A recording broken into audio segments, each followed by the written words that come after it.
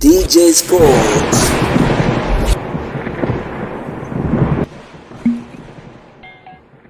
Huyu ni mchezaji wa Mamelodi Sundowns kutokea pale South Africa, anajulikana kwa jina la Tapelo Maseko.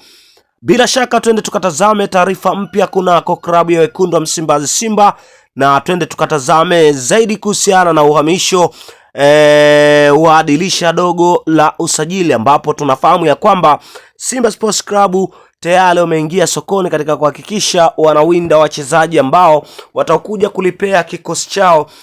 Na hivyo tumeweza kuona kwamba mambo mbalimbali yakiwa yanaendelea kutaradari kweli kweli, lakini bila kusahau ya kwamba Simba Sports Club hivi karibuni imeweza kumtambulisha rasmi kocha wao mpya ambaye ni Steve Robert Becker, moja kati ya kocha ambaye alikuwa akifanya vyema kunako klabu ya soka ya Sarabachi na ushiriki ligi kule South Africa. Bila shaka tumeweza kushuhudia mengi zaidi, lakini leo nakusogezea kuhusiana na sajili mbalimbali ambazo zitazokwenda kufanywa kwenye dirisha dogo la usajili. Kama nilivyokuambia awali, Simba wameingia sokoni katika kuhakikisha wanahitaji kulipea kikosi chao ili waweze kufanya vizuri zaidi. Moja kati ya taarifa kubwa kweli kweli ambayo inaendelea kupamba kasi kwa hivi sasa ni kuhusiana na taarifa ya Tapelo Maseko, moja kati ya nyota na ukipiga kunako klabu ya soka ya Mamelodi Sundowns.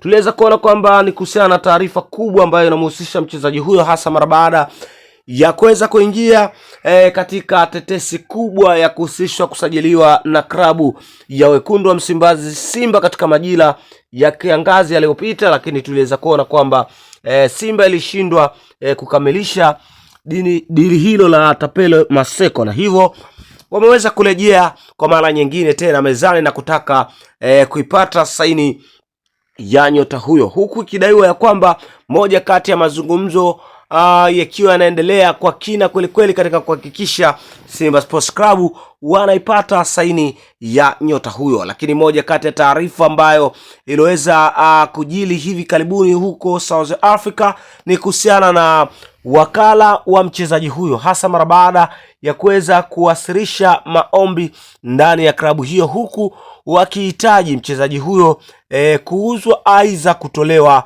kwa mkopo katika kuhakikisha anakwenda kuimarisha kiwango chake. Hii ni mara baada ya nyota huyo kukosa nafasi ya kudumu kunako klabu hiyo ya Mamelodi Sundowns. Hapana shaka tumeweza kuona kwamba hivi karibuni Simba akiwa wanamtolea macho mchezaji huyo na wakihitaji kuipata saini ya nyota huyo. Je, Simba Sports Club wataweza kuipata? Kwa